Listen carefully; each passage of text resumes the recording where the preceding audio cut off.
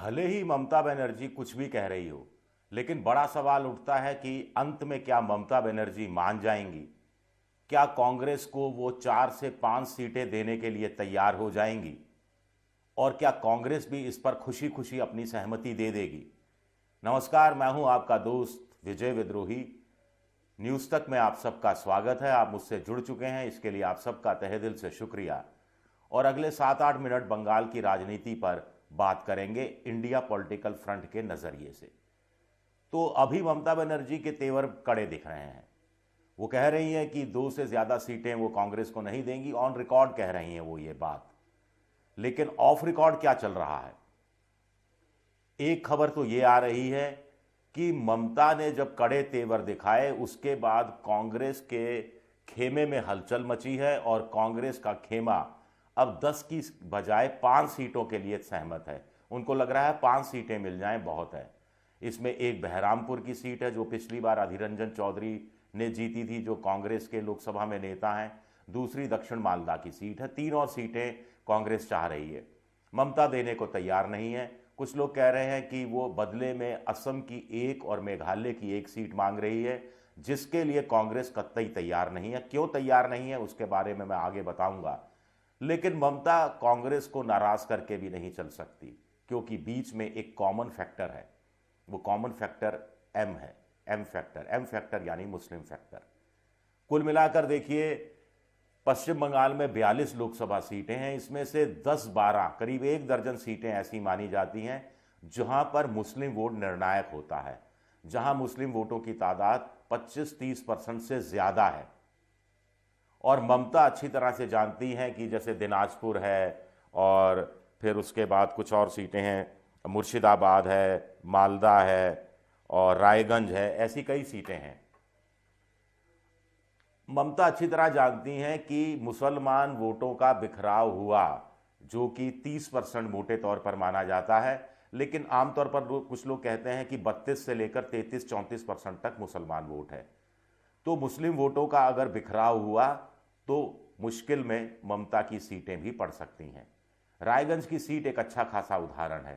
पिछली बार 2019 में लोकसभा चुनाव में यहाँ से सीपीएम के मोहम्मद सलीम चुनाव लड़े, कांग्रेस से दीपा दास मुंशी चुनाव लड़ी, टीएमसी के भी चुनाव लड़े, और वो सीट बीजेपी निकाल गई थी। जहाँ 60% मुसलमान हैं, वो सीट भी बीजेपी निकाल गई थी। तो ये रायगंज की सीट उदाहरण है कि कैसे ममता और कांग्रेस को अंततः एक साथ आना पड़ेगा।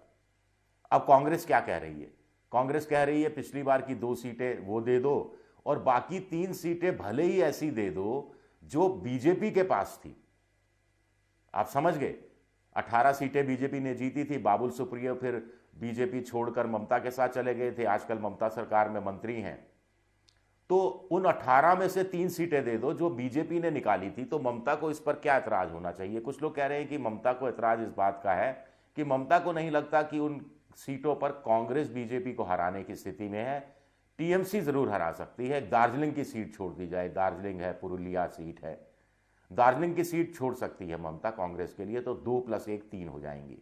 कुछ जानकार कह रहे हैं कि कांग्रेस को ज्यादा ही मांग रही है। कांग्रेस तो सिर्फ बहरामपुर सीट जीतने की स्थिति में है। दक्षिण मालदा की सीट जो पिछली बार कांग्रेस ने जीती थी, वो भी इस बार हार सकती है, ऐसा भी कुछ लोग कह रहे हैं। तो पोस्टरिंग चल रही है। एक बात तय है कि ममता अपने स्टैंड में अब कमी नहीं लाने वाली, अपने तेवर को थोड़ा घटाने वाली नहीं है। देखना दिलचस्प होगा कि आज जैसे रैली पश्चिम बंगाल में प्रवेश की है कांग्रेस की, भारत जोड़ो न्याय यात्रा, फिर 2 दिन की छुट्टी हो जाएगी 26 और 27 की, फिर 28 को वो बंगाल में होगी, फिर 29 के बाद वो बिहार चली जाएगी, फिर एक बार फिर वो बंगाल में आएगी, और बंगाल से फिर झारखंड की तरफ चली जाएगी, उड़ीसा झारखंड की तरफ, और कुल मिलाकर 5-6 दिन रहेगी। तो ममता इस रैली में भाग नहीं लेंगी, ये तय है। वो राहुल गांधी के साथ स्टेज शेयरिंग नहीं करेंगी, ये भी तय है। क्योंकि एक तरफ आप इतने कड़े तेवर दिखाते हैं, दूसरी तरफ से आप स्टेज शेयरिंग करते हैं, तो मैसेज गलत जाएगा ममता के कार्यकर्ताओं की नज़र से, और फिर लोगों को भी लगेगा कि ये सब ऊपर की ड्रामेबाजी हो रही है। अब एक बड़ा सवाल उठता है कि असम में 14 सीटें हैं। पिछली बार बीजेपी को 9 सीटें करीब मिली थी, कांग्रेस के हाथ एक आध सीट आई थी, तो एक सीट देने में क्या बुराई है। लेकिन कांग्रेस के नज़रिए से देखा जाए तो उनका कहना है कि राहुल गांधी जो अभी पिछले 5-6 दिन असम में थे, जिस ढंग से उन्होंने हेमंत बिस्वा शर्मा जो वहाँ के मुख्यमंत्री हैं उनसे सीधा पंगा मोल लिया, बैरिकेटिंग तोड़ी, खुद के खिलाफ उनके एफआईआर दर्ज हुई। हेमंत बिस्वा शर्मा अभी भी कह रहे हैं कि लोकसभा चुनाव खत्म होने दीजिए, उसके बाद राहुल गांधी को गिरफ्तार कर लिया जाएगा। तो ऐसे में राहुल गांधी ने जो टेम्पो सेटअप किया है, बिल्डअप किया है, माहौल बनाया है, इसको वो आसानी से छोड़ना नहीं चाहते किसी दूसरी पार्टी के पक्ष में। लिहाजा वो ममता को एक भी सीट देने के लिए तैयार नहीं है और वो मानकर चलती है कांग्रेस की ममता का वहाँ आधार नहीं है। मेघालय में एक सीट मांग रही हैं, कांग्रेस को लगता है वहाँ भी ममता का आधार नहीं है। तो ये कहानी वहाँ है। कांग्रेस तो बदरुद्दीन अजमल से भी असम में समझौता नहीं करना चाह रही। बदरुद्दीन अजमल तो पीछे पड़े हुए हैं कि कैसे न कैसे कांग्रेस से समझौता हो जाए, लेकिन कांग्रेस अभी अपनी अलग किस्म की धर्मनिरपेक्ष छवि को सामने रखने की कोशिश कर रही है। धर्मनिरपेक्ष प्लस हिंदुत्व, इन्वर्टेड कोमा में की बात कर रहा हूं मैं। तो बीजेपी तो यही चाह रही है कि त्रिकोणात्मक मुकाबला हो बंगाल के अंदर। कुछ लोग कह रहे हैं कि ईडी का भी फायदा बीजेपी उठाने की सोच रही है, लेकिन क्या वास्तव में ऐसा हो पाएगा।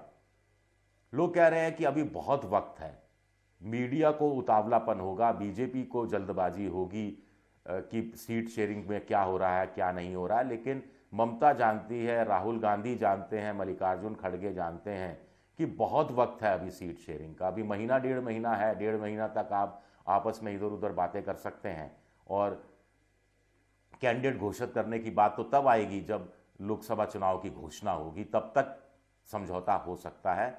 और राहुल गांधी की यात्रा का भी जायजा लेने को देख रही है ममता करीब से कि वो बंगाल में क्या असर होता है, मुस्लिम वोटों का कितना असर होता है। इस बीच बिहार में और दूसरे राज्यों में, उत्तर प्रदेश में जाएगी भारत जोड़ो या इंसाफ यात्रा, न्याय यात्रा, तो वहाँ पर क्या असर होता है उसके हिसाब से वो आंकलन करेंगी।